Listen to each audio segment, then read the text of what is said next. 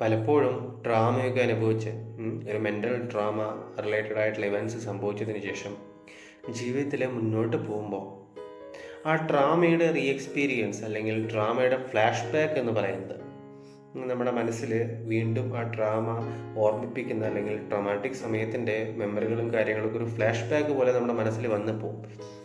അങ്ങനെ സംഭവിക്കുന്നത് യഥാർത്ഥത്തിൽ ആ ട്രാമ സംഭവിച്ച സമയത്തേക്കാൾ ദുരിതപൂർണമായിട്ടുള്ളൊരു കാര്യമാണ്.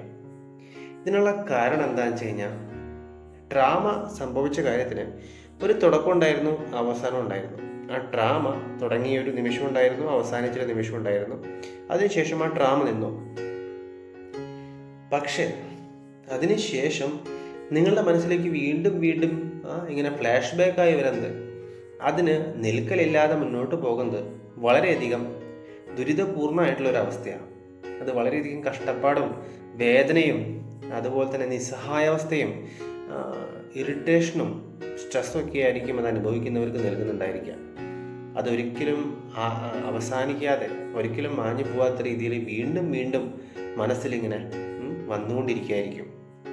ഇത് പോസ്റ്റ് ട്രോമാറ്റിക് സ്ട്രെസ് ഡിസോർഡർ ആയിട്ടുള്ള ആൾക്കാർക്ക് ഇത്തരത്തിലുള്ള ഫ്ലാഷ് ബാക്കുകൾ അവർ ഓർമ്മയായിട്ട് അവേക്കായിരിക്കുന്ന സമയത്തും സംഭവിക്കാം, അതുപോലെ തന്നെ സ്വപ്നത്തിലും സംഭവിക്കാം. അങ്ങനെ ഒഴിഞ്ഞു പോകാതെ ഈ ഫ്ലാഷ് ബാക്കുകൾ കണ്ടിന്യൂസ് ആയിട്ട് ഇങ്ങനെ വന്നുകൊണ്ടിരിക്കുന്നൊരവസ്ഥ, ഇത് തീർത്തും ദുരിതപൂർണ്ണമാണ്, വളരെ ബുദ്ധിമുട്ടുണ്ടാക്കുന്നതാണ്. സോ ഇത്തരത്തിലുള്ളൊരവസ്ഥയാണ് നിങ്ങൾ ഫേസ് ചെയ്യുന്നതെങ്കിൽ എത്രയും പെട്ടെന്ന് സഹായം തേടിയെടുക്കുക, ഈ അവസ്ഥയെ മാറ്റി എടുക്കാനായിട്ട് ശ്രമിക്കുക.